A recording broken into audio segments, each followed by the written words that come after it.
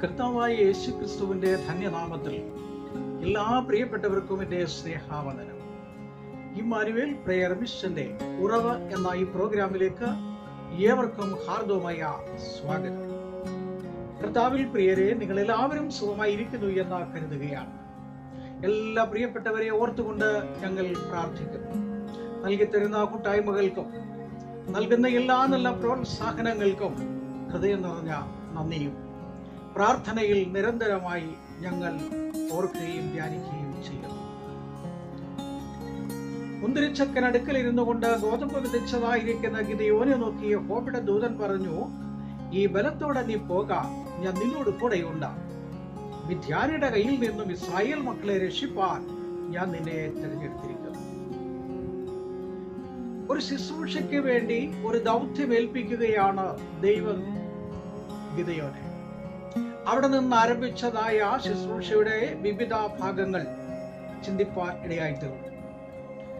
കർത്താവിനാൽ വിളിച്ച് വേർതിരിക്കപ്പെട്ടതായിരിക്കുന്ന തന്റെ ഭക്തന്മാർ, തന്റെ വിശുദ്ധന്മാർ, തനിക്ക് വേണ്ടി നിലകൊള്ളുന്ന തന്റെ വിശുദ്ധന്മാർ, അവർക്ക് നേരിടുന്നതായിരിക്കുന്ന അനേക പ്രതികൂല സാഹചര്യങ്ങൾ നമ്മൾ ചിന്തിക്കുകയുണ്ടായി.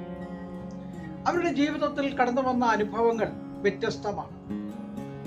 പോരാട്ടങ്ങളായി, പ്രതികൂലങ്ങളായി, പ്രതിസന്ധികളായി, ഒറ്റപ്പെട്ട അവസ്ഥകളായി, നിന്ദിക്കപ്പെട്ട അവസ്ഥകളായി, തകർന്നു പോകുന്ന വിധത്തിലുള്ള അനുഭവങ്ങൾ അവരെ തളർത്തിക്കൊണ്ട് മുന്നോട്ട് കടന്നു പോകുന്ന സാഹചര്യങ്ങളിൽ തളരാതെ നിൽക്കുവാൻ തക്കവണ്ണം ദൈവരെ സഹായിച്ചു എന്നുള്ളതാണ്.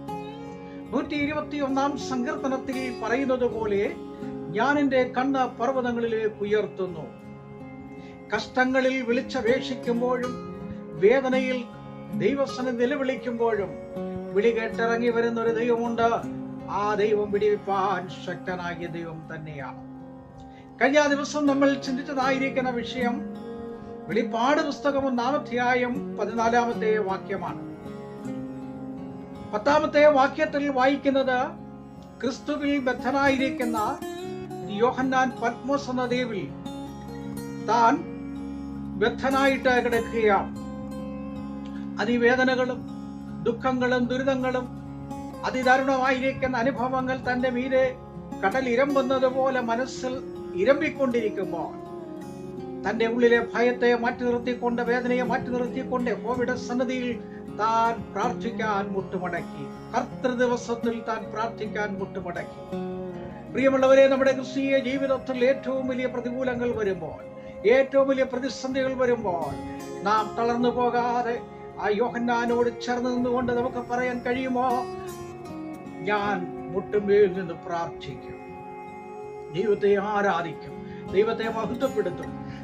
ആ ദൈവത്തിന്റെ ദാസൻ അവിടെ നിന്നുകൊണ്ട് ദൈവത്തോട് ചേർന്ന് ആരാധിപ്പാനിടയായിത്തീർന്നു. അതുകൊണ്ടാണ് ദൈവികമായിരിക്കുന്ന ഒരു ദർശനം തനിക്ക് ലഭിക്കപ്പെടുവാനിടയായിത്തീർന്നത്. കർത്താവിന് സ്തോത്രം.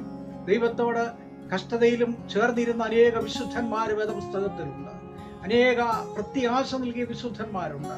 നമ്മുടെയൊക്കെ ജീവിതത്തിൽ കടന്നു പോകുന്ന മേഖലകളിൽ, നമ്മുടെ വഴിത്താരകളിൽ, നമ്മുടെ വിവിധ മേഖലകളിൽ, പ്രവർത്തന മണ്ഡലങ്ങളിൽ നാം പലപ്പോഴും വീണു പോകാതെ നിൽക്കാൻ കാരണം ഈ വചനങ്ങളാണ്. ഇവരെ ഓർക്കുമ്പോഴാണ്. കാരണം അവരെങ്ങനെ അതിജീവിച്ചു, അവർക്കെങ്ങനെ നിൽക്കാൻ കഴിഞ്ഞു എന്നുള്ളതാണ്.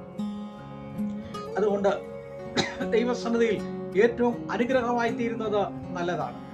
ഒരു വേദഭാഗം ഞാൻ നിങ്ങളെ ശ്രദ്ധയിൽപ്പെടുത്താൻ ആഗ്രഹിക്കുകയാണ്. അതിനാധാരമായിട്ട് 73-ാം സങ്കീർത്തനം അതിന്റെ 28-ാമത്തെ വാക്യം നമുക്കെല്ലാവർക്കും വളരെ പരിചിതമാണ്. യഹോവേ, നിന്നോട് അടുത്തിരിക്കുന്നത് എനിക്കേറെ നല്ലത്, നിന്റെ തിരുനാമത്തെ വർണ്ണിക്കുവാൻ ഞാൻ ബന്ധപ്പെടുന്നു. അടുത്തിരിക്കുന്നേറെ നല്ലത്. ഇത് പറഞ്ഞതായിരിക്കുന്ന വ്യക്തി ആസാഫാണ്. ആസാഫ് പറയുകയാണ്, നിന്നോട് അടുത്തിരിക്കുന്നതാണ് എനിക്കേറെ നല്ലത് എന്ന്. കാരണം ആസാഫ് ദേവാലയത്തിൽ നല്ലൊരു സംഗീതജ്ഞനായിരുന്നു. സംഗീതത്തിന് നേതൃത്വം കൊടുക്കുന്ന ഒരു മാസ്റ്ററായിരുന്നു. ഒരു ദിവസം പലവിധമായ ചിന്തകളുമായിട്ട് കടന്നു വന്നിരിക്കുകയാണ്. ദേവാലയത്തിൽ വന്നിരിക്കുമ്പോൾ മറ്റുള്ളവരെ നോക്കി അവർക്കൊന്നും ഒരു പ്രശ്നങ്ങളുമില്ല.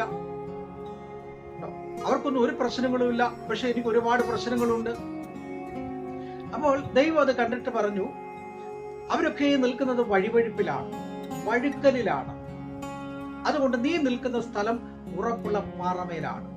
ഈ തിരിച്ചറിവ് ലഭിക്കപ്പെട്ടതായ ആ വേളയിലാണ് ഈ ദേവദാസൻ പറഞ്ഞത്, അടുത്തിരിക്കുന്നത് ഏറെ നല്ലതാണ്. പ്രിയമുള്ളവരെ, നമ്മൾ നിൽക്കുന്ന സ്ഥലം, നമ്മൾ ഇരിക്കുന്ന ഇടം, നമ്മൾ പോകുന്ന യാത്രകൾ, നമ്മുടേതായിരിക്കുന്ന വഴികളിൽ, നമ്മുടേതായ അനുഭവങ്ങളിൽ നമുക്ക് സഹിയായി നല്ല പാതയൊരുക്കിക്കൊണ്ട്, നല്ല രക്ഷകനായി കൂടെ നിന്നുകൊണ്ട് നമ്മളോട് ചേർന്ന് കടന്നു വരുന്ന ഒരു രക്ഷകനുണ്ട്. അതാണ് യേശു കർത്താവ്. അതുകൊണ്ട് ദാവീദ് പറഞ്ഞതുപോലെ, എന്റെ സകല കഷ്ടതയിൽ ഞാൻ യഹോവയിൽ ആശ്രയിക്കുന്നു എന്ന് പറയാൻ കാരണം, ഇവിടെ ആസാവ് പറയാണ്, നീ ആശ്രയിക്കുന്നത് എനിക്കേറെ നല്ലതാ, അടുത്തിരിക്കുന്നത് എനിക്കേറെ നല്ലതാ. അടുത്തിരിക്കുക, ദൈവത്തിന്റെ സ്തോത്രം. അത് വലിയൊരു ഭാഗ്യം തന്നെയാണ്. അടുത്തിരിക്കുക, ദൈവത്തോട് അടുത്തിരിക്കുക എന്ന് പറഞ്ഞ വലിയൊരു ഭാഗ്യം തന്നെയാണ്. ഇന്ന് പലർക്കും കഴിയാതെ പോകുന്ന അതാണ്, അടുത്തിരിക്കാൻ കഴിയാതെ പോവുകയാണ്. കാരണം മനസ്സ് ഭാരപ്പെടുമ്പോൾ, വേദനയുടെ അകത്തളങ്ങളിൽ നൊമ്പരങ്ങൾ ഏറി വരുമ്പോൾ, അത്യാധികമായിരിക്കുന്ന ഭാരങ്ങൾ ചുമക്കുവാൻ കഴിയാത്ത വിധത്തിൽ നമ്മെ കീഴ്പ്പെടുത്തുമ്പോൾ നമുക്ക് പലപ്പോഴും അടുത്തിരിക്കാൻ കഴിയാത്തൊരവസ്ഥയുണ്ടാകും. എന്നാൽ ആസാവ് പറയാണ്, ഏത് പ്രതികൂലങ്ങളുമാകട്ടെ ഞാൻ അടുത്തിരിക്കും. യോഹന്നാൻ ഏത് പ്രതികൂലത്തിന്റെ നടുവിലാണോ അടുത്തിരുന്നു. പ്രിയമുള്ളവരെ, നിങ്ങൾ അടുത്തിരിക്കുന്നുവെങ്കിൽ നിങ്ങൾക്കൊരു വിജയമുണ്ട്, നിങ്ങൾക്ക് ഒരു സൗഖ്യമുണ്ട്, നിങ്ങൾക്കൊരു വിടുതലിന്റെ അനുഭവം അനുഭവിച്ചറിയാൻ കഴിയും, ഭവനമായിട്ട് അടുത്തറിയുവാൻ കഴിയും. കർത്താവിന് സ്തോത്രം. നമുക്കറിയാം, രണ്ടാമത് റോമാലേഖനം 6-ാം അധ്യായം അതിന്റെ 3-ാമത്തെ വാക്യത്തിൽ വായിക്കുമ്പോൾ അവിടെ അപ്പോസ്തലനായിരിക്കുന്ന പൗലോസ് പറയുകയാണ്, ചേർന്നിരിക്കുന്നത് എനിക്കേറെ നല്ലതാണ്. കർത്താവിന് സ്തോത്രം. ചേർന്ന് ഇരിക്കുക, കർത്താവിന് സ്തോത്രം. ചേർന്ന് നിൽക്കുക, ചേർന്ന് ഇരിക്കുക, ചേർന്ന് നിൽക്കുക.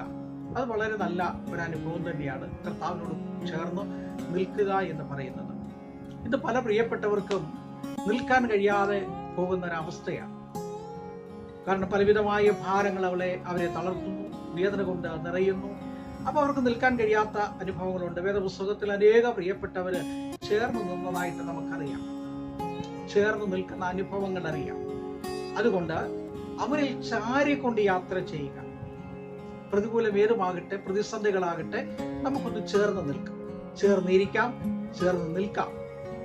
ഇരമ്പുന്ന കടലിന്റെ തിരമാലകൾ കേട്ട് ഭയപ്പെടാതെ, കാതടപ്പിക്കുന്ന കാറ്റിന്റെയും അതിശക്തമായ പോരുകളും പോരാട്ടങ്ങളും തകർത്തുകളെയും വിധത്തിൽ കടന്നു വരുന്ന ശക്തികളിൽ നിന്നും വിടുതൽ പ്രാപിക്കുവാൻ നമുക്കൊന്നോട് ചേർന്നിരിക്കാം. ഞാൻ എൻ്റെ വാക്കിലൂടെ അവസാനിപ്പിക്കുകയാണ്. സമയപരിധിക്കുള്ളിൽ തുടർന്നും നമുക്ക് ഈ വിഷയങ്ങൾ അടുത്ത ദിനങ്ങളിൽ ചിന്തിക്കാം എന്ന് പറഞ്ഞുകൊണ്ട് ഞാൻ എൻ്റെ വാക്കിൽ അവസാനിപ്പിക്കുകയാണ്. ദൈവം നിങ്ങളെ അനുഗ്രഹിക്കട്ടെ. കരുണയുള്ള ദൈവമേ, സ്വർഗ്ഗസ്ഥ പിതാവേ, അനുഗ്രഹിക്കപ്പെട്ട നല്ല സമയത്തിനായി കർത്തൃ ദിവസം യഹോവയുടെ സന്നിധിയിൽ ചേർന്ന് നിന്നായിരിക്കുന്ന ദൈവത്തിന്റെ ദാസൻ കണ്ടതായിരിക്കുന്ന ദർശനം വലിയതായിരുന്നു. ഞങ്ങളുടെ ക്രിസ്തീയ ജീവിതത്തിൽ ഒരുപാട് പ്രതികൂലങ്ങളുണ്ട്. ചേർന്ന് നിൽക്കുവാൻ ഓരോ പ്രിയപ്പെട്ടവരെ സഹായിക്കണം.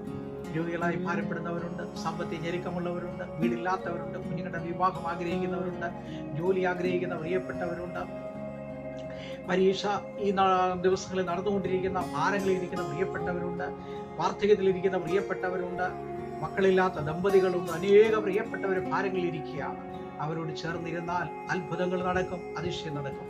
ഇന്ന് കർത്താവെ കേൾക്കപ്പെടുന്ന വചനത്തിന്റെ മുൻപിൽ ഓരോ പ്രിയപ്പെട്ടവരുടെയും ഭവനത്തിൽ ചില അത്ഭുതങ്ങൾ നടക്കണം, ജീവിതത്തിൽ നടക്കണം, വ്യക്തികളിൽ നടക്കണം. വരും ദിനങ്ങളിൽ യഹോവ എനിക്ക് വലിയ വെച്ചതെന്ന് പറയുവാൻ തക്കവണ്ണം നല്ലൊരു സാക്ഷ്യത്തിന്റെ ഉടമകളായി ഒരുക്കണമെന്ന് രക്ഷകന്റെ നാമത്തിൽ അപേക്ഷിക്കുന്നു. കേൾക്കുമാറാകണമേ. ആമേൻ. Praise the Lord. ദൈവം എല്ലാവരെയും അനുഗ്രഹിച്ച് കാക്കുമാറാകട്ടെ.